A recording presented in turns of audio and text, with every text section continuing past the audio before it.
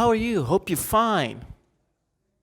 You remember we were learning morning, afternoon, evening, times of the day and night? Remember? Good. So now when you meet with a person, what do you say to them on the times of the day? How do you communicate? So for example, that's good morning. Good morning. Slept well? Slept well? So that's good morning. Good afternoon. Good afternoon. Good evening. Good evening.